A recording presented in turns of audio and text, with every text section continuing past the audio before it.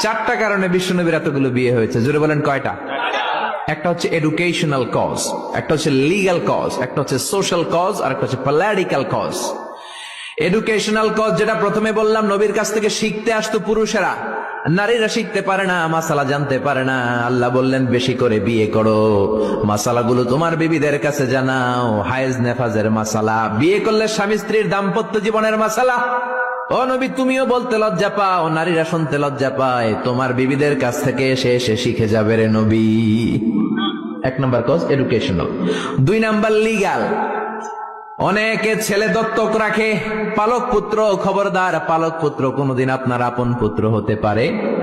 যায়েদ বিন হারেসাকে বিশ্বনবী ছেলের মতো রাখলেন। সবাই বলতে আরম্ভ করলো যায়েদ বিন মুহাম্মদ, মুহাম্মদের ছেলে যায়েদ। আসলে কি মুহাম্মদ সাল্লাল্লাহু আলাইহি ওয়াসাল্লামের ছেলে? না, হারেসার ছেলে।